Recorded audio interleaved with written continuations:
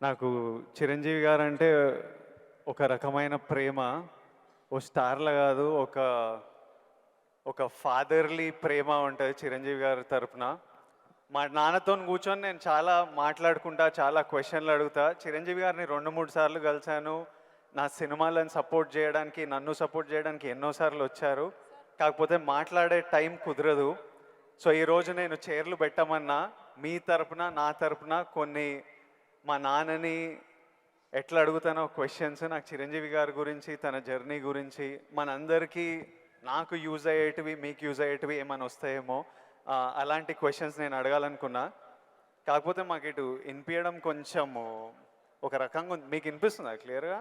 మీకు మీకు మీకు వినిపిస్తుంది కదా? చూద్దాం. మీకు వినిపిస్తా ఏమొస్తుంది? ఓ చాలా సూపర్‌గా వినిపిస్తుందా? చాలా సూపర్. అయితే ఫస్ట్ చిరంజీవి గారు మీ అందరితో మాట్లాడే ముందు లాస్ట్‌కి మాట్లాడిపిద్దాం చిరంజీవి గారిని. I know his oh oh oh first of all Chiranjeevi garu we all love you and అరే చిరంజీవి గారికి పద్మవిభూషణ్ వచ్చింది. అందరూ వేసుకోండి ఫస్ట్ ఆఫ్ ఆల్. మీకు తెలుసా అసలు ఇండిపెండెన్స్ వచ్చినప్పటి నుంచి ఇండియాలో ఒక 300 మందికి వచ్చింది పద్మవిభూషణ్. అంత రేర్ అవార్డ్ అది. అది చిరంజీవి గారికి మన తెలుగు స్టేట్స్ నుంచి వచ్చింది. మనం అందరం చాలా గర్వంగా ఫీల్ అవుతున్నాము.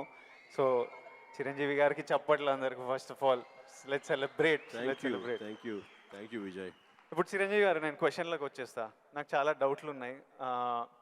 ఫస్ట్ ఆఫ్ ఆల్ అంటే నేను మీ ఏవి చూస్తున్నప్పుడు మా అందరికీ మీ జర్నీ తెలుసు. ఆ జర్నీ చూసినప్పుడల్లా మళ్ళీ లోపల ఎమోషన్ కలుగుతుంటుంది.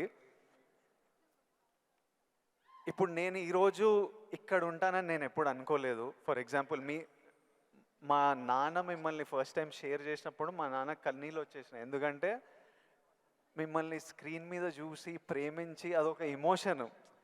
ఎస్పెషలీ ఆ టైమ్స్లో అదొక విపరీతమైన ఎమోషన్. అలాంటిది మా కొడుకు వల్ల నేను చిరంజీవి గారితో స్టేజ్ మీద ఉన్నా, నన్ను కౌగిలించుకుంటున్నారు అన్నది ఇంటికి వచ్చిన తర్వాత కూర్చొని మాట్లాడుకునే ఎన్నో రోజుల మొన్నటి వరకు కూడా మాట్లాడుకునే ఇన్సిడెంట్ అది. అంత స్ట్రాంగ్ ఎమోషన్. సో నాకు తెలియదు, మా నాన్నకు తెలియదు మేము ఈరోజు ఇక్కడ ఉంటామని. మీరు ఎప్పుడన్నా ఊహించారా ఈరోజు మీరు మెగాస్టార్ చిరంజీవి అవుతారని? మీకు ఈ పద్మభూషణ్, పద్మవిభూషణ్ ఇంత గుర్తింపు, ఇంత ప్రేమ అవుతారని మీరు యంగ్ ఉన్నప్పుడు ఎలా ఆలోచించేవారు? ఎప్పుడన్నా ఊహించారా? ఇది నా ఫస్ట్ డౌట్. ఆ ఊహ ఒకే రోజు మొదలవలేదు. నా ఇంట్రెస్ట్ నేను అలా పెంచి పోషించుకుంటూ వెళ్ళే తరుణంలో నాకు కొన్ని విజువల్స్ అనేది నాకు కనపడుతూ ఉండేవి, ఊహించుకుంటుండేవాడిని. దానికి కారణం బహుశా నాకు చిన్నప్పుడు ఏర్పడిన చిన్న తారసపడినటువంటి చిన్న ఇన్సిడెంట్స్. నేను 10th క్లాస్లోను డిగ్రీల్లోనూ డ్రామాలు వేసినప్పుడు, కాలేజీ బెస్ట్ యాక్టర్ వచ్చినప్పుడు, స్కూల్ బెస్ట్ యాక్టర్ వచ్చినప్పుడు నేను నడుచుకుంటూ వెళ్తుంటే అందరూ ఇతనే ఆ సినిమాలో ఆ కథలు అవి ఆ నాటికలో చేసింది అది అని అందరూ పొగుడుతుంటే మొత్తం చాలా గర్వంగా ఉండేది.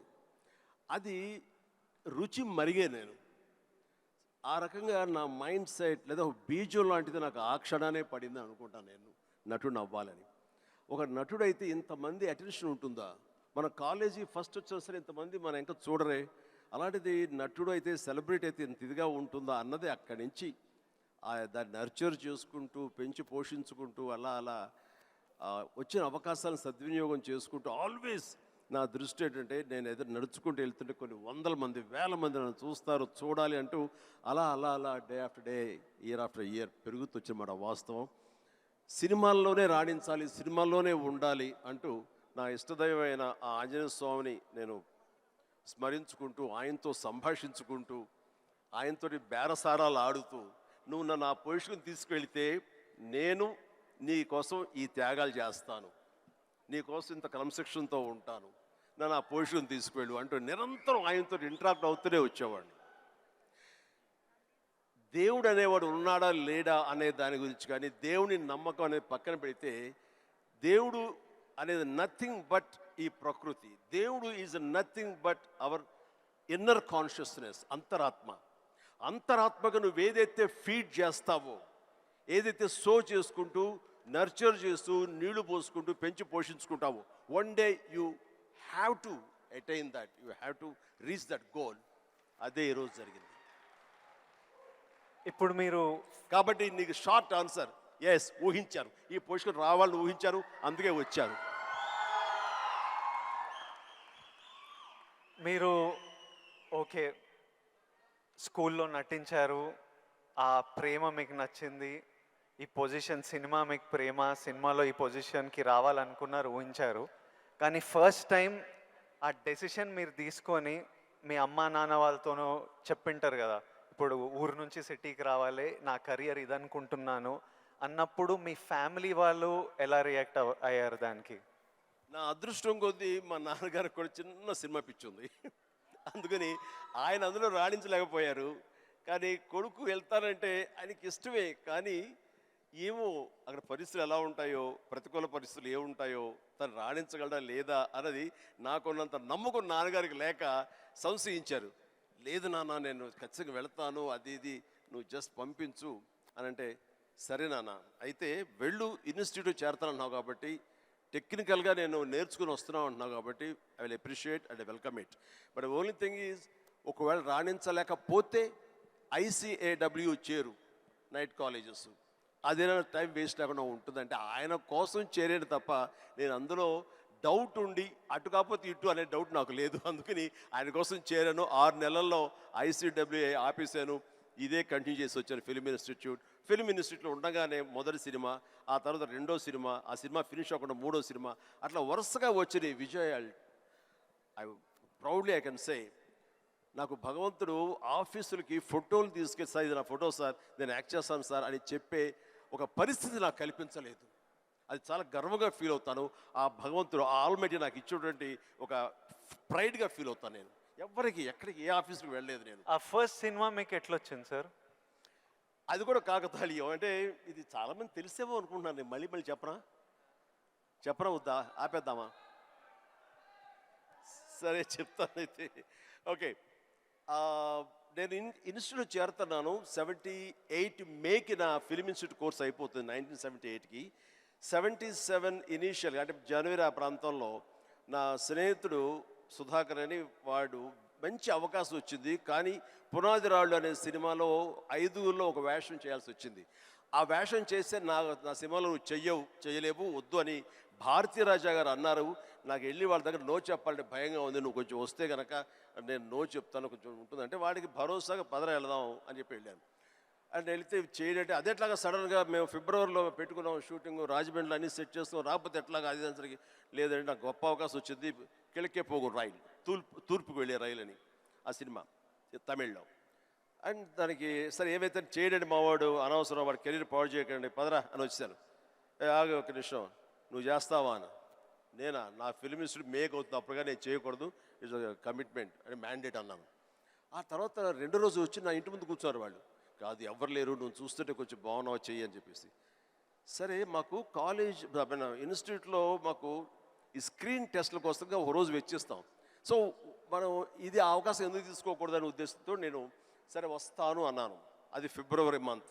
ఫస్ట్ టైం రాజమండ్రిలో నా పేరు మార్చుకుని కెమెరా ముందు నిలబడింది ఆ సినిమా 74.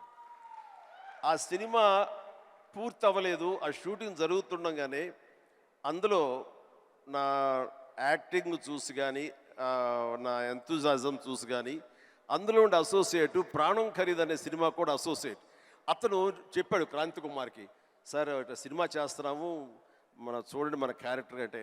ఆయన నన్ను పిలిచారు, బ్రహ్మాండంగా ఉంది, ఓకే రఫ్ అండ్ టఫ్గా ఉన్నాడు, మనకు అవసరం క్యారెక్టర్కి, పాలేరు క్యారెక్టర్కి బాగానే ఉంటాడు అని చెప్పి ఆ సినిమా షూటింగ్ జరుగుతుండగా బాపు గారు ఈ రాజమండ్రికి స్కౌటింగ్ వచ్చారు మనూరి పాండవుల సినిమాకి. ఆ సినిమా షూటింగ్లో నన్ను చూసి మనం అనుకునే క్యారెక్టర్కి, ఆ రఫ్ క్యారెక్టర్కి ఈ అబ్బాయి బాగుంటాడే అని వాళ్ళు బుక్ చేస్తారు. ఆ సినిమా చూసిన తర్వాత బాలచంద్ర గారు మహానుభావుడు, గొప్ప డైరెక్టర్, ఇట్లాగా సినిమా తర్వాత వచ్చింది. ఇదంతా కూడా దైవ సంకల్పం. I bound to be here with this position. దీన్ని ఎలా నేను నిర్వచించను? ఆల్మైటీ ప్రకృతి అనివ్వండి, భగవంతుడు అనివ్వండి, నా ఆంజనేయ స్వామి అనివ్వండి, ఆ తర్వాత దాన్ని ఆదరించి పెంచి పోషించిన వాళ్ళు మీరంతా. అంటే నేను ఎప్పుడూ ఒక 2 విషయాల్లో బ్యాటిల్ జరుగుతుంటుంది చిరు సార్ హెడ్లో. ఒకటేంటంటే డెస్టినీ. కొందరు ఏమంటారంటే రాసి పెట్టింది జరుగుతుంది, నీకు రాసి పెట్టుందిరా అనే అనే ఆలోచన ఒకటి. ఇంకో నాకున్న ఆలోచన ఏంటంటే కంప్లీట్లీ నా డెస్టినీ నా చేతుల్లో ఉంది, నాకు కావాల్సింది నేను గొడ్డు చాకిరి చేసి అది సంపాదించాలి. ఎవ్వరు మనకు చేసేటోళ్ళు లేరు, ఎవ్వరు చూసేటోళ్ళు లేరు. ఎట్లయినా మనం చేసి మనకు కావాల్సింది మనం సంపాదించుకోవాలన్నది. సో ఈ డెస్టినీ అనేది ఉందా, లేకపోతే కంప్లీట్లీ మన ఓన్ శ్రమన? ఇది నాకు ఇప్పటిదాకా ఫుల్ క్లారిటీ అయితే లేదు. దీని మీద మీ థాట్ ఏంటి? డెస్టినీ అనేది ఎక్కడో ఏవి లేదండి. ఆ డెస్టినీ క్రియేట్ చేసేది కూడా మనమే. మనం క్రియేట్ చేసుకోవాలి. నా పాత్ ఎలా ఉండాలి, దట్ ఈస్ మై డెస్టినేషన్, నా డెస్టినీ ఇది. దాన్ని అచీవ్ అవ్వాలంటే నేనే చేయాలి, అది రీచ్ అవ్వాలంటే నేనే కష్టపడాలి, అక్కడ రీచ్ అవ్వాలంటే నేనే పరిగెత్తాలి, నేనే నడవాలి, నేనే కష్టపడాలి అని మనం అనుకుంటుండగా మన పాత్ మనమే లేచి చేసుకుంటూ ముందుకు వెళ్ళాలి తప్ప ఎక్కడ రెడీమేడ్గా ఉండి జన్మజన్మ ముందు రాసి పెట్టి ఉంటుందనే ట్రాష్ నేను నమ్మను. మనం సాధించుకోవాలి. మన భవిష్యత్తుకి మనమే ఇంజనీర్స్, మన భవిష్యత్తుకి మనమే నిర్మాతలం. ఎస్, మనమే ఆ డెస్టినేషన్ అన్నది, ఆ డెస్టినీ అనేది మనమే ఏర్పాటు చేసుకోవాలి. మనం ఏర్పాటు చేసుకుంటేనే అక్కడ ఉంది అది. ఇంకోటి, ఇప్పుడు ఈరోజు నేను ఇక్కడ ఉన్నాను, 10 ఇయర్స్లో నేను ఎక్కడ ఉంటానో నాకు తెలియదు. అలాగే మీకు తెలుసు, మీకు విజువల్స్. నాకు కూడా నేను 20-25 ఉన్నప్పుడు నాకు కొన్ని విజువల్స్ కనిపించేటివి. ఇట్లా నేను నిలబడ్డా, జనాలు, అరుపులు, ప్రేమ, సినిమా ఇట్లా నాకు కనిపిస్తుంటుంది. మీకు కూడా మీరు చెప్తున్నప్పుడు అది నేను కనెక్ట్ అయ్యా. అది ఆ విజువల్స్ కనిపించినా ఈరోజు నేను ఇక్కడ ఉంటా అని నాకు తెలియదు. 10 ఇయర్స్ తర్వాత ఎగ్జాక్ట్లీ లైఫ్ ఎలా ఉంటుందో మనకు తెలియదు. మీరు ఇంత జర్నీ చూసారు కాబట్టి మీకు ఆ విజువల్స్ కనిపించాయి, ఈరోజు ఇక్కడ ఉన్నారు. కానీ మధ్యలో స్ట్రెస్ తీసుకున్న రోజులు ఉండింటాయి, డౌట్ పడ్డ రోజులు ఉండింటాయి. ఇట్లాంటివి మీకు ఏం జరిగింది, దాన్ని ఎలా డీల్ చేశారు? మాకేమన్నా అడ్వైస్, ఎందుకంటే వీళ్ళందరికీ కూడా 5 ఇయర్స్లో ఎక్కడుంటారు, 10 ఇయర్స్లో ఎంత పెద్దగా అవుతారు, ఏం ప్రాబ్లమ్స్ వస్తాయో మనకు ఎవరికి తెలియదు. మన శ్రమ మనం చేయాలి 100%. బట్ ఇమోషనలీ, మెంటలీ, సైకలాజికలీ ఎలా ఉండాలో I think there is no better than this man and his journey. ఎవరి లైఫ్ కేక్ వాక్ కాదండి. అండ్ దేనికి కూడా షార్ట్ కట్స్ లేవండి. చాలా హర్డిల్స్ ఉంటాయి, తర్వాత ఎగుడు దిగుళ్ళు ఉంటాయి, ఎత్తు పల్లాలు ఉంటాయి, జయాపజయాలు ఉంటాయి, ఎగ్జైట్మెంట్లు ఉంటాయి, డిప్రెషన్లు ఉంటాయి. ఇవన్నీ కూడా తట్టుకుని వచ్చిన వాడిని, అవన్నీ నాకు జరిగినాయి. ఒకే ఒక ఎగ్జాంపుల్గా చెప్పాలంటే, నా మైండ్ సెట్ ఎలా ఉండిందంటే, ఒక ఉదాహరణకి చెప్పేస్తాను.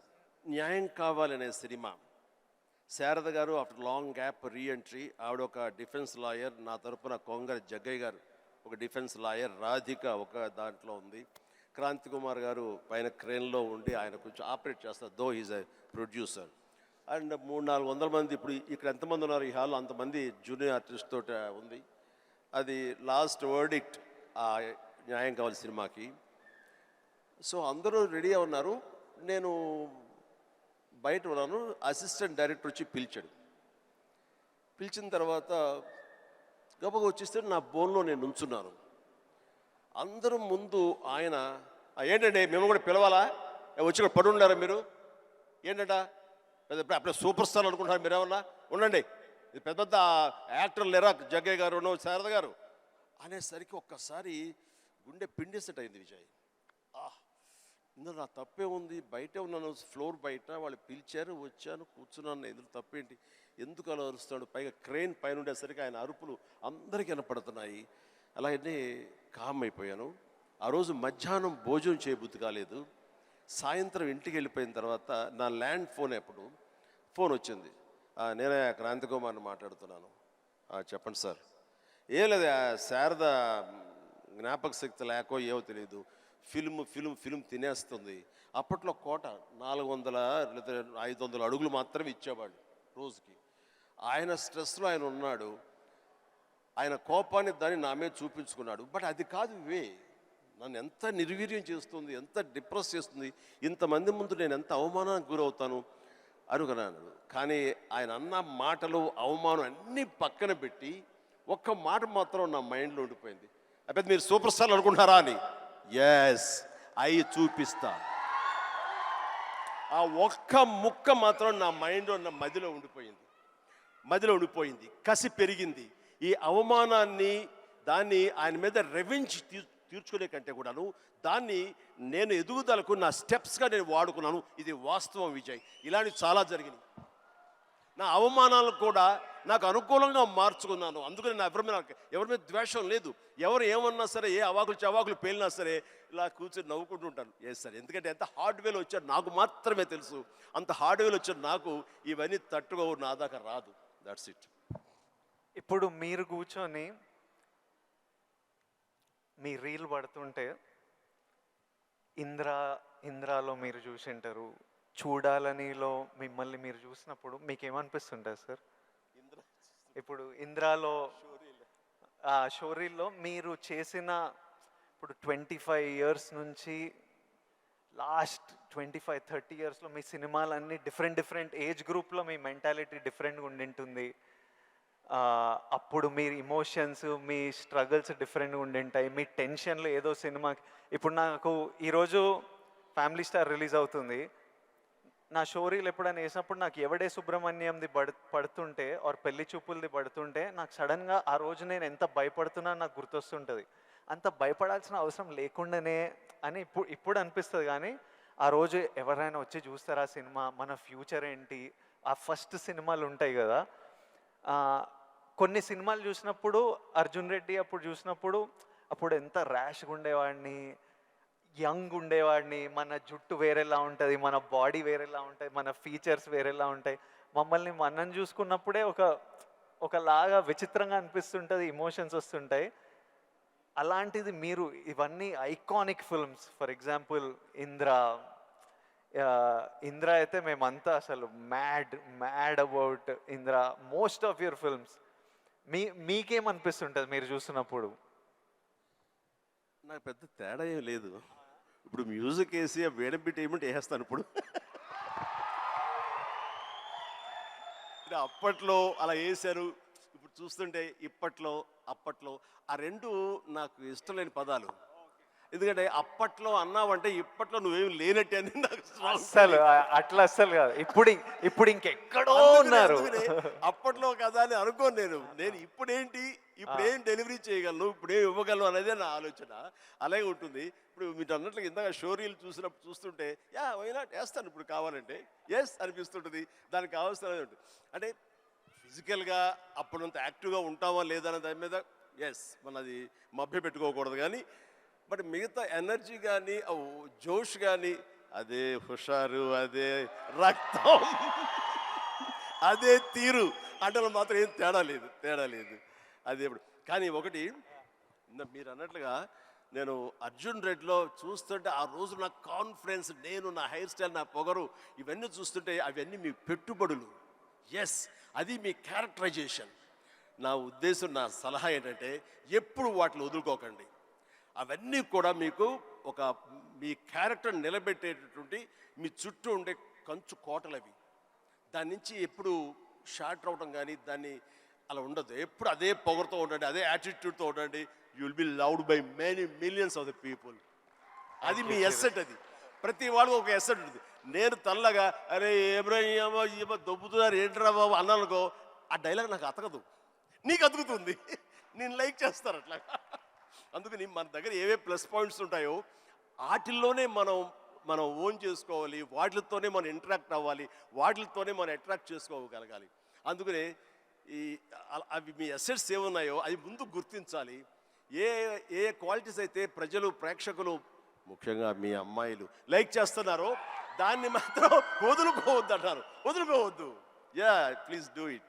Thank you sir. ఇంకొకటి మన ఇన్ఫ్లుయెన్సర్స్ తరపున ఇప్పుడు మనం రిలీజ్కి ఎట్లా స్ట్రెస్, మొన్న చాలా మందితో మాట్లాడుతుండే, మనం రిలీజ్కి ఎట్లా ఫీల్ అవుతామో, సినిమా మంచిగా ఆడాలి, మంచిగా ఆడకపోతే మనకు ఎనర్జీ పోతుంది కొన్ని రోజులు. వాళ్ళకు మనకి ఇయర్లీ 1-2 ఉంటే వాళ్ళు రోజు ఒక రీల్ పెడుతుంటారు, రోజు ఒక వీడియో పెడుతుంటారు, ఆర్ వీక్లీ పెడుతుంటారు. పెట్టిన ప్రతిసారి వాళ్ళకి ఆ రీల్ ఎంత రీచ్ అయింది, ఎంతమంది చూశారు, ఎన్ని లైక్లు వచ్చాయి, వీటి మీద చాలా స్ట్రెస్ పడుతుంటారు. మళ్ళీ మనకు క్రిటిసిజం వచ్చినట్టు వాళ్ళకి క్రిటిసిజం వస్తుంటుంది. సో నన్ను అడుగుతున్నారు, మీరు ఎలా డీల్ చేస్తారు ఈ క్రిటిసిజంతో? మనకు సినిమా నడవనప్పుడు ఇష్టం వచ్చినట్టు అందరు మాట్లాడుతుంటారు, అది పార్ట్ ఆఫ్ లైఫ్. వాళ్ళకి ఇంకా మీరు వచ్చినప్పుడు, ఇది ఇంకోటి, మీరు వచ్చినప్పుడు ఇట్లా సోషల్ మీడియా ఇలాంటివి లేవు. అప్పుడు ఈరోజు క్రిటిసిజం, ట్రోలింగ్ ఇవన్నీ ఇట్లా అంటుంటాం. ఆ రోజు మీకేముండేవి ఆ టైంలో, అండ్ దాన్ని మీరు ఎలా డీల్ చేసేవారు? విజయ్, దీనికి కూడా నాకు జరిగిన ఒక సంఘటన చెప్తాను. గ్రోయింగ్ స్టేజ్లో, సరిగ్గా మీరు అందరూ వినాలి, గ్రోయింగ్ స్టేజ్లో మనం చాలా వల్నరబుల్గా ఉంటాం, బిక్కుమంటూ ఉంటాం, రాణిస్తామా రాణించమా అనే సమయంలో. ఇలాంటి సమయంలో మనం ఎప్పుడు కూడాను పాజిటివ్ అట్మాస్ఫియర్ ఉన్న చోట మాత్రమే ఉండాలి. అది ఏర్పరచుకోవటం మన చేతుల్లో ఉంది. నేను ఇంకా సినిమాలు స్టార్ట్ అవ్వలేదు, పాండీ బజార్, టీ నగర్, మెడ్రాస్, అక్కడ ఒక ఏరియా ఉంటుంది. అక్కడ చాలామంది సరదాగా ఈవినింగ్ కబుర్లు చెప్పుకోవడానికి వస్తారు. వచ్చినప్పుడు వాళ్ళ దగ్గర నేను సరదాగా వెళ్తే ఒక ఫ్రెండ్ తీసుకెళ్ళాడు, రా సరదా కూర్చొని ఒక టీ తాగి వచ్చేద్దామని. ఏంట్రా మీ ఫ్రెండా, ఎవరు, ఏం పేరు? శివశంకర్ వరప్రసాద్ అండి. ఆహా, ఓకే. ఏంటి సినిమాలో వేషాలు వేద్దామనా? అవునండి. అబ్బో, ఏ వేషాలు అంటే, అవకాశం ఉంటే హీరోగా చేద్దామని. రే ఇట్లారా, వీడు ఎంత అందంగా ఉన్నాడు చూడు, వాడు ఫోక్లోర్ ఫేస్, ఎంత చక్కటి ముక్కు ఎక్కువ, వాడికే దిక్కుద్ది వాడు లేదు, ఈయన హీరో అయిపోతాడట. అరే బాబు, మేమంతా అదే పరిస్థితి రా, చాలే అన్నాడు. ఎందుకో హుషారుగా వెళ్ళిన వాడిని తిరిగి ఎంతో నిస్సారంగా డల్ అయిపోయి రూమ్కి వచ్చాను. వచ్చిన వాడిని ఎందుకు వెళ్ళానా అక్కడికి అని, నేను ఏ వ్యక్తిత్వ వికాస్ పుస్తకాలు చదవలేదు, ఏ గురువులు లేరు, ఏ సద్గురువులు లేరు, నాకు ఎవ్వరూ లేరు. ఆ టైంలో నా ఆంజనేయ స్వామి నేను ఇంటరాక్ట్ అవుతాను, చేసుకుంటాను, నా బాధలు ఆయనతో చెప్తాను, ఆయన నాకు సమాధానం చెప్పినట్లుగా నాకు అనిపిస్తుంది, ఆ సూచనలు తీసుకుంటాను, తద్వారా అలాగే నేను వెళుతూ ఉంటాను. నేను ఎవరు వెళ్ళమన్నారు అక్కడికి? వాళ్ళందరూ దిక్కుమాలి అదోలు కదా, ఫ్రస్ట్రేటెడ్ పీపుల్. అక్కడికి వెళితే నీకు ఉత్సాహం వచ్చేస్తా అనుకుంటావా? మన ఇద్దరం కూర్చున్నాం కదా, మన ఇద్దరు సరదాగా మాట్లాడుకుంటున్నాం కదా, నేను ఎంకరేజ్ చేస్తున్నాను కదా, ఎవడెళ్ళమన్నాడు రాండి. అవును స్వామి, తప్పైపోయింది, నేను వెళ్ళకూడదు, చిచ్చి చాలు. ఆ క్షణం నుంచి, ఇది I'm talking about 1977 somewhere mid, ఆ రోజు నుంచి మళ్ళీ పాండీ బజార్ వైపు నేను వెళ్ళలేదు. మనం నెగిటివిటీ ఉన్న చోటకు వెళితే, మనం కన్సాలిడేట్ అవుతాం వెళితే కనుక మనం షార్టర్ అయిపోతాం. దీనికి బెస్ట్ ఎగ్జాంపుల్ అందరికీ తెలిసేలాగా చెప్పాలంటే విజయ్, మనం స్లాబ్ వేస్తే ఆ రోజు వర్షం పడకూడదని అందరం కోరుకుంటాం, చాలామంది తెలుసు. వర్షం చుక్క ఒక్కటి పడితే ఆ రోజున మొత్తం స్లాబ్ అంతా మళ్ళీ వేయాల్సి వస్తుంది, మొత్తం నిరుపయోగం అయిపోతుంది. బట్ ఆరిన తర్వాత 2 days అయిన తర్వాత అదే నీరు క్యూరింగ్ కోసంగా మళ్ళీ వాడుకుంటుంటారు. అంటే ఇంట్లోని మహిళలకు తెలియాలంటే పెరుగు తోడు పెడతామండి. ఆ పెరుగు తోడుకున్న సమయంలో ఒక చిన్న నిమ్మకాయ ఇంత ఉప్పు పడింది అనుకోండి, మొత్తం విరిగిపోతుంది. అదే తోడుకున్న తర్వాత అదే ఉప్పు, అదే నిమ్మకాయ పిండుకుంటే ఆ రుచే వేరు. నేను అలా అనుకుని నాకున్న ప్రతికూలాలని నా అనుకూలంగా నేను మార్చుకోవడం మూలంగా నాకు ఇంత మానసిక ధైర్యం వచ్చింది. నేను ఎప్పుడు అది అట్రిబ్యూట్ టు మై ఐడల్, నా భగవంతుడికి చేస్తుంటాను. ఈ రోజు చాలామంది అనొచ్చు, లేకపోతే నేను నమ్ముతాను దాన్ని, దేవుడు అనేవాడు లేడు, దేవుడు అనేవాడు nothing but inner consciousness. But అది చిన్నపిల్లలకి చెప్పకూడదు, చిన్నపిల్లలకి చెప్తే కన్ఫ్యూజ్ అయిపోతారు. సో భగవంతుడు ఉన్నాడనే నమ్మండి, భగవంతుడి ఇంటరాక్ట్ అవ్వండి. ఇవన్నీ కూడా లేటెస్ట్ స్టేజ్లో ఇవి నాతో నేను సంభాషించుకోవడానికి తర్వాత తెలుస్తుంది. బట్ ఎస్, దట్ హౌ నన్ను నేను మలుచుకుంటూ ఈ స్టేజ్కి వచ్చాను. ఇప్పుడు ఒక చిన్న కాంప్లికేషన్ సార్ మా జనరేషన్ ఇప్పుడు కొత్తగా మీకు కూడా మనందరికీ ఒక చిన్న కాంప్లికేషన్ ఏంటంటే అప్పుడు మీరు వీళ్ళు ఫ్రస్ట్రేటెడ్ వాళ్ళు పాండి బజార్లో కూర్చున్నారు, అక్కడ వెళ్ళొద్దు, నెగిటివిటీ నుంచి దూరంగా ఉండాలి, మనం ఎందుకు అక్కడ వెళ్ళాలని దూరంగా ఉండి మీ పని మీద మీరు ఫోకస్ చేశారు. ఇప్పుడు ఇంటర్నెట్ వచ్చేసరికి మనం ఎక్కడ పోవక్కర్లే, మనం పాండి బజార్ వెళ్ళకపోయినా వాళ్ళు ప్రతి దగ్గర చుట్టుపక్కల అందరికీ ఉంటారు, వాళ్ళ వీడియో వాళ్ళు చేసుకుంటే కింద ఎవడో వచ్చి వేస్తూనే ఉంటారు. ఇప్పుడు దీన్ని ఈ జనరేషన్ ఎట్లా డీల్ చేయాలి? ఇప్పుడు కొత్త కొత్త రకాల ప్రాబ్లం వస్తున్నాయి ప్రతి ఇయర్. సో దీన్ని మాలాంటి వాళ్ళు ఈ జనరేషన్ వాళ్ళు ఎలా డీల్ చేయాలో ఎనీ ఇన్పుట్స్?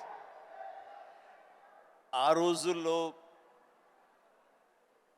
మాకు ఇలాంటి సోషల్ మీడియా ఇది లేక ఏదైనా సరే అంతర్మదనంలోంచి పుట్టుకొచ్చేటువంటి ఆ రిజల్ట్, ఆ నవనీతం అంటామా, ఏమంటామా, క్రీమ్ అంటామా, అదే మమ్మల్ని ముందు నడిపిస్తుంది. కానీ ఈ రోజున ఎవరికి ఏ డౌట్ వచ్చినా ఏ వచ్చినా అబండెంట్ ఇన్ఫర్మేషన్ ఈరోజు మన చేతిలో దొరుకుతుంది. బట్ ఓన్లీ థింగ్ ఈజ్ నువ్వు దాన్ని పాజిటివ్ సైడ్ విష్ చేస్తున్నావా, నెగిటివిటీ సైడ్ విష్ చేస్తున్నావా? నెగిటివ్ సైడ్ అనేది చాలా ఈజీగా అట్రాక్ట్ అయిపోతాం మనం. అది ఎగ్జైట్మెంట్ ఇచ్చేస్తుంటుంది అండ్ ఎక్కడ లేనటువంటి హుషారుని ఇచ్చేస్తుంటుంది. అది అలా కాదు, ఇది హుషారు ఇవ్వకపోవచ్చు, బట్ ఇది జీవితాన్ని ఇస్తుంది. రెండిట్లో ఏది కావాలి నువ్వు కోరుకోవాలి, కోరుకుంటే రెండింటికి సంబంధించిన ఇన్ఫర్మేషన్ ఫుల్లెస్ట్గా నీ చేతిలో ఉంటుంది. ఎప్పుడు ఏ డౌట్ వచ్చా సరే ఇంకో గురువుని ఎవరు అడగక్కర్లేదు, జస్ట్ నీ ఫింగర్ టిప్స్లో నీకు ఉంటుంది. దీనికి మార్గం ఏంటి, ఎలా ఉండాలి ఏంటి అని చెప్పే గురువులు ఎంతోమంది ఉన్నారు. అందుకని నేను కూడా ఏం చేస్తుంటే జపనీస్గా వాళ్ళ సేయింగ్స్ కానివ్వండి, ఇలాంటి కొన్ని ఉంటాయి, అవన్నీ నేను మధ్య మధ్యలో వస్తుంటే వాటిని ప్రిజర్వ్ చేసుకుంటుంటాను, అన్ని కంపెల్ చేసుకుంటూ తీరుగా ఉన్నప్పుడు వాటిని చూస్తూ ఉంటాను. అవి 1-2 సార్లు నేను ఓన్ చూసుకుంటుంటే నా క్యారెక్టర్ అది హెల్ప్ అవుతాయి అనుకుంటాను. అలాగా ఈరోజు నిజంగా బోల్డ్ అంత ఇన్ఫర్మేషన్ ఉంది. అండ్ సీక్రెట్ అనే ఒక బుక్ నేను ఒక 20 ఏళ్ల క్రితం చదివాను. అది నా ఎంత ఇన్ఫ్లుయెన్స్ చేసింది, ఎంత ఉపయోగపడింది నాకంటే అంత ఇంత కాదు. అట్లాగే డే టు డే లైఫ్లో నేను ఎలా ఉండాలి అంటలో డోంట్ స్వెట్ స్మాల్ స్టఫ్ అనే ఒక బుక్ ఒకటి ఉంది. నేను పెద్ద రీడర్ ఏం కాను, బట్ ఎవరైనా సజెస్ట్ చేస్తున్నావు అంటే ఈ బుక్ చదువుతుంటే ర్యాండమ్గా పేజీ తీస్తే ఒక ఇన్ఫర్మేషన్ ఉంటుంది, అందులో ఎలా నడుచుకోవాలనే దాని మీద ఉంటుంది. మన పని వాళ్ళ మీద మనకు చాలా కోపం వచ్చేస్తుంది, మన వర్కర్స్ మీద. మరి చెప్తే అర్థం చేసుకోరా ఫుల్ అని వాడు చెబితే వెంటనే అర్థమైతే వాడు మరొక మెగాస్టార్ అవుతాడు. వాడు ఆ పరిస్థితి ఎందుకు ఉంటాడు, తన స్థాయి తన ఐక్యూ అలాగే ఉంటుంది కాబట్టి వాడికి నువ్వు అడ్జస్ట్ అవ్వాలి.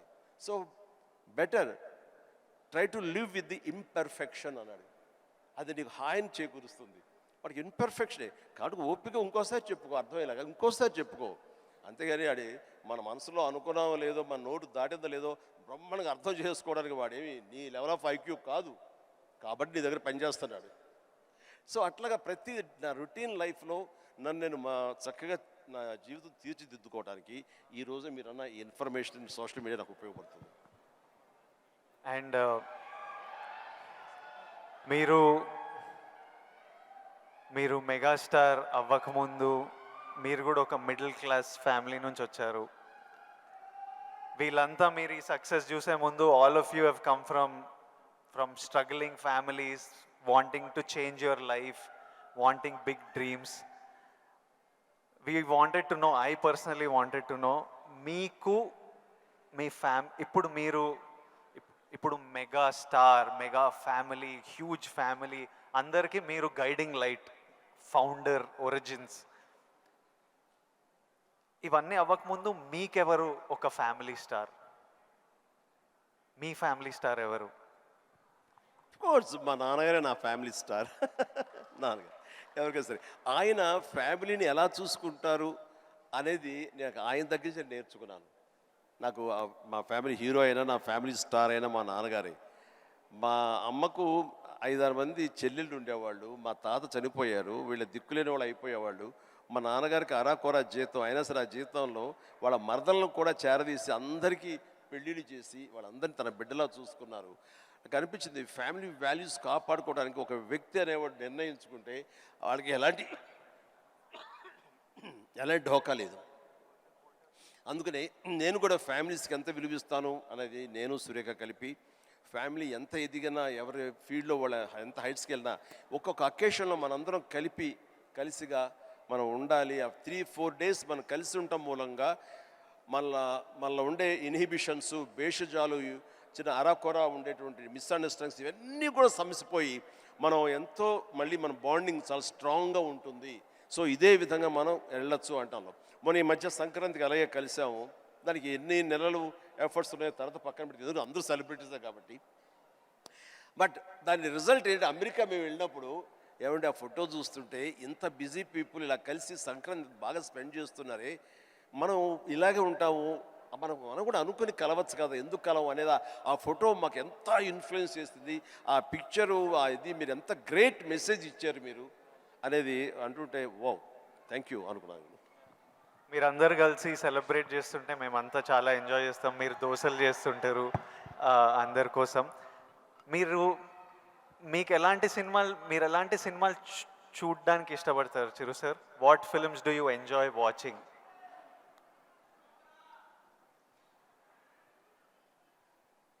చెప్తే నవ్వుతారు వాళ్ళు, తెలియాలి మా అందరి క్యూరియాసిటీ. ఎందుకంటే మా ఇంట్లో నవ్వుతారు. అది మిక్కీ మౌస్,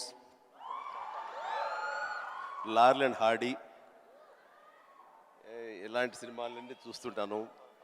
అండ్ ఇది మన ఇలాంటి సినిమాలన్నీ కామెడీ సినిమాలు చూస్తుంటాను. సినిమాలుగా చూస్తే జాకీ చాన్ సినిమాలు చూస్తుంటాను, ఆ యాక్షన్ హై ప్యాక్ట్. ఇంకొంచెం బెటర్ సినిమాలు అంటే ఇప్పుడు టాప్ గన్ అని మొన్న వచ్చింది కదా, టామ్ క్రూజ్, ఇలా చూస్తుంటాను.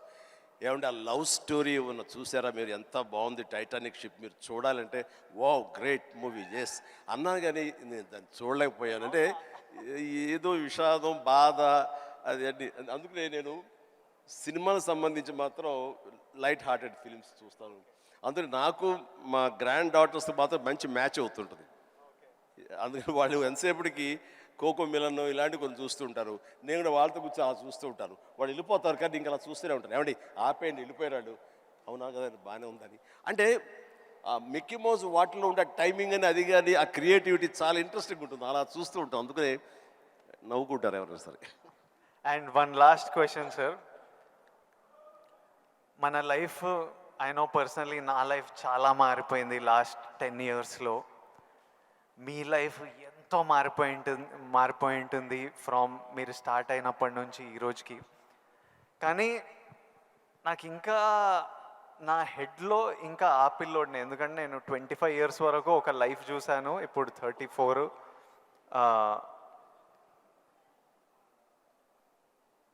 I want to know,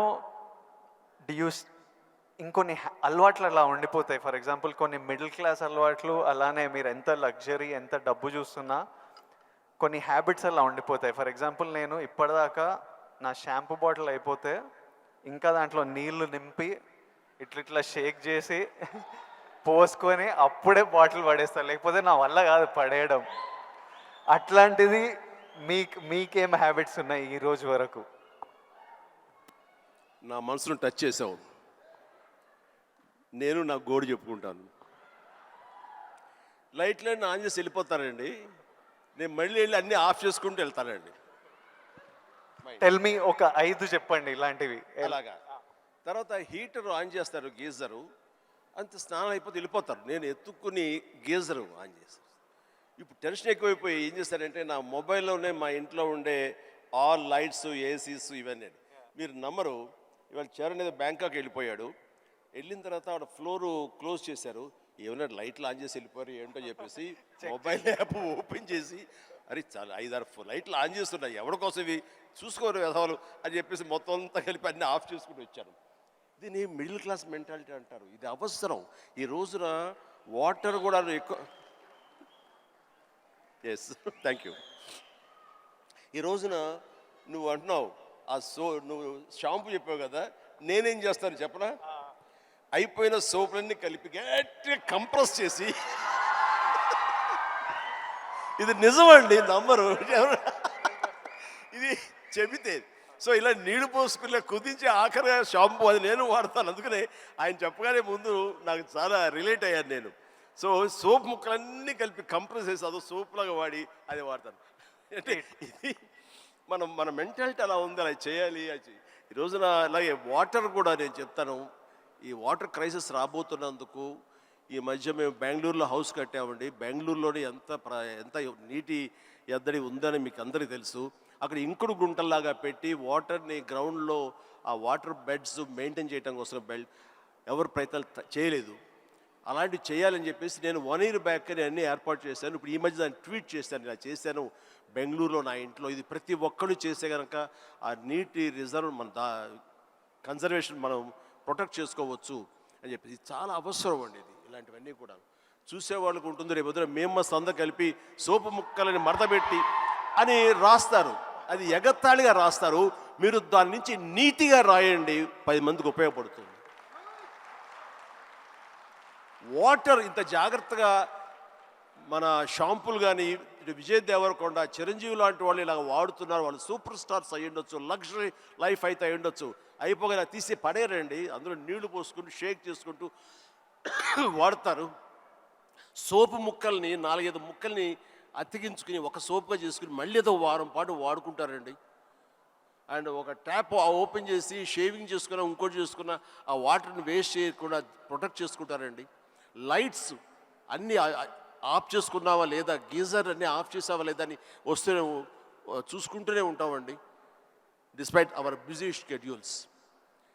so సామాన్యులకి ఇంకెంత బాధ్యత ఉంది, చెయ్యాలి. అందుకని ఇవన్నీ కూడా మీరు సరదాగా రాసుకున్నా సరే వీటి వెనకాల ఆంతర్య మాత్రం సీరియస్నెస్ మీ ద్వారా, మీలాంటి ఇన్ఫ్లుయెన్సర్స్ ద్వారా ప్రజానీకానికి వెళ్ళాలి. ప్రతి వాళ్ళు ఉండాలి. అందరూ తల ఒక చేయిస్తేనే, సో ఒక బిందు కలిస్తేనే సింధు అన్నట్లుగా మీరు అందరూ అనుకుంటేనే నీటి ఎద్దడి లేకుండా జరుగుతుంది, ఈ పవర్ కట్ లేకుండా జరుగుతుంది. అందుకని ఆ రకంగా ఇన్ఫ్లుయెన్సర్స్ వీళ్ళందరూ ఉపయోగపడాలి. చాలా మంచి క్వశ్చన్ వేసి టచ్ చేసాం. నాకు ఒక్క డౌట్ వస్తుంది విజయ్, రేపు మీ సినిమా రిలీజ్ కదా, ఆ సినిమా గురించి కదా మాలాంటి వాళ్ళు అడిగితే మీరు చక్కగా చెప్తే వాళ్ళకి క్యూరియాసిటీ ఉంటుంది. నా గురించి, నా గతం గురించి ఎందుకు చెప్పు. ఇదే ఇంట్రెస్టింగ్ సార్, ఇది మా అందరికీ పనికొచ్చే యూస్ఫుల్. నేను మిమ్మల్ని కలిసినప్పుడల్లా ఈ టాపిక్ మాట్లాడదామని కూర్చుంటా, కానీ మీకు షార్ట్ రెడీ మిమ్మల్ని ఎప్పుడు సెట్స్ మీద కలుస్తా, లేకపోతే ఈ ఫంక్షన్లలో కలుస్తా. ఈరోజు మంచిగా నాకు ఆపర్చునిటీ దొరికింది. అండ్ ఐ నో నాలాంటి వాళ్ళు ఎంతోమంది ఇది వినడానికి వెయిట్ చేస్తుంటారు. ఎందుకంటే మీ జర్నీ మనకి ఇన్స్పిరేషన్ మన చుట్టుపక్కల నుంచే తీసుకోవాలి. నేను యాక్టర్ అవుదామని నేను ఫిక్స్ అయినా, నేను యాక్టర్ అవుతా, నేను యాక్టర్ కాదు చాలా పెద్ద యాక్టర్ అవుతా అని చెప్పేవాడిని. ఒక్క సినిమా లేదు చేతిలో, కానీ ఇట్లాంటి ముచ్చట చెప్పేవాడిని. కానీ ట్రై చేసినప్పుడు నాకు అర్థమైంది ఇది ఈజీ కాదరా, అసలు ఆఫీసులకే ఎంట్రీ ఇస్తలేరు అన్నప్పుడు. సో నేను రోజు ఇంట్లో ఒక 2-3 years అట్లా ఇంట్లో కూర్చొని ఇంకా కొంచెం లో అయిపోతుంటే డాడీ అప్పుడు మీ గురించి చెప్పేవారు, అరే చిరంజీవి గారు మీ స్టోరీ చెప్పేవారు, మీరు ఎట్లొచ్చారు, ఎట్లా మీ పర్ఫార్మెన్స్తోని, మీ బిహేవియర్తోని, మీ ఇంటెలిజెన్స్తోని మీ జర్నీ గురించి మాట్లాడి, and he reminded me that you came from nowhere. And నాకు అరే ఇంకొకరు వచ్చి ఈరోజు అప్పటికి మీరు మెగాస్టార్, అరే ఎవరో ఫ్రమ్ నథింగ్ వచ్చి మెగాస్టార్ అయ్యారంటే మనం ఎందుకు కాలేమో, అవ్వచ్చు కదా అని నేను మీ జర్నీ నుంచి అది తీసుకున్నా. సో ఈరోజు ఈ కాన్వర్జేషన్ నుంచి ఎంతోమంది ఎన్నో డీటెయిల్స్ తీసుకుంటారు, ఎవరికో ఎలానో హెల్ప్ అవుతుంది అన్న నమ్మకం, అందుకే ఈ కాన్వర్జేషన్. అండ్ ఫ్యామిలీ స్టార్ గురించి April 5th వస్తుంది. మిగతా కంటెంట్ అంతా మీరు చూసారు, ఇంకా చెప్పే అవసరం లేదు. ఈరోజు బుకింగ్స్ కూడా ఓపెన్ అయిపోయాయి. ఐ నో దట్ చిరంజీవి గారు చూసిన తర్వాత విపరీతంగా ఎంజాయ్ చేస్తారు. చిరంజీవి గారికి గీతా గోవిందం కూడా చాలా ఇష్టం. గీతా గోవిందం చూసి మా సక్సెస్ మీట్కి వచ్చి ఎంతో ఎంజాయ్ చేశారు కాబట్టి మా సక్సెస్ మీట్కి వచ్చి మాతో సెలబ్రేట్ చేశారు. అండ్ ఐ నో ఇది నెక్స్ట్ లెవెల్ ఆఫ్ గీతా గోవిందం ఉంటుంది కాబట్టి చిరంజీవి గారికి హ్యూమర్ ఇష్టం కాబట్టి. ఇంకోటి చెప్పాలి మీకు, నేను సినిమాలు చేస్తుంటే ఎప్పుడు మా టీమ్ ఒకటి ఉంటుంది, నా ఫ్రెండ్స్, నా మేనేజర్, వాళ్ళు ఎప్పుడు విజయ్ నువ్వు ఎప్పుడు ఇట్లా సీరియస్ సినిమాలు చేస్తావు, ఎప్పుడు ఏదో రియలిస్టిక్గా ఉండాలని. ఇట్లా కాదు, మేము యాజ్ ఫ్యాన్స్ మా హీరో అల్లరి చేస్తుంటే స్క్రీన్ మీద ఎంజాయ్ చేస్తాము అని నేను అర్థం చేసుకోకపోయేవాడిని. ఊరికే మీ ఎగ్జాంపుల్ ఇచ్చేవారు, చిరంజీవి గారు స్క్రీన్ మీద అల్లరి చేసి డ్యాన్స్ చేసి అట్లా మమ్మల్ని ఎంటర్టైన్ చేస్తే మేము ఎంత ఎంజాయ్ చేస్తాము అని నాకు గుర్తు చేసి మీ సినిమాలు రిలీజ్ అయినప్పుడల్లా నాకు పంపిస్తారు, ఈ చూడు. ఇప్పటిదాకా మొన్న వాల్టేర్ వీరయ్య అవి కూడా పంపిస్తూ, చూడు చిరంజీవి గారు ఇట్లా చేస్తే మేము థియేటర్లో ఎంత ఎంజాయ్ చేసామని. ఫైనల్గా అల్లరి చేసిన చిరంజీవి గారు ఈ సినిమాలో, and they are all happy my team. So so hopefully you will enjoy the film too. And finally should we surprise Chiranjeevi garu? Should we do the surprise last? దానికన్నా ఒక్క సెకండ్ ముందు we have a few more activities. Actually మీకు నేను ఉన్నానని గుర్తు చేద్దాం అనుకున్నా. So all the very best. ఎందుకంటే నాకు గీతా గోవిందం, పరశురామ్ అండ్ తన దీంట్లో నాకు చాలా ఇష్టం. అందుకని అండ్ మాకు ఒక్కొక్క సినిమా రిలీజ్ అయ్యే ముందు ఎంత ఉంటుందంటే ఈ రోజుకి ఇన్ని సినిమాలు రిలీజ్ అవుతుంటే ఫస్ట్ సినిమా రిలీజ్ అవుతుంది అంత కంగారుగా అంత ఇదిగా ఉంటుంది. సో తన హార్ట్ నేను ఇప్పుడు చూడగలను. అది 100-200 కొట్టుకుంటూ ఉంటుంది సినిమా రేపు రిలీజ్ అయ్యి పెద్ద హిట్ అయింది అనేంతవరకు. సో ప్లీజ్ మన కష్టం వృధా కాదు, డెఫినెట్లీ పెద్ద హిట్ అవుతుంది, డెఫినెట్ బాగుంటుంది. అందులో ఫ్యామిలీ మ్యాన్ అనేసరికి మన యూతే కాకుండా ఫ్యామిలీ వాళ్ళు కూడా అందరూ సినిమాకి వస్తారు. దీనికి మంచి టైటిల్ కూడా పెట్టారు. పరశురామ్ ఆఫ్ కోర్స్ కామెడీ తింపేస్తాడు, అది ఇందులో రాణిస్తా కూడా. All the very best, good luck. Please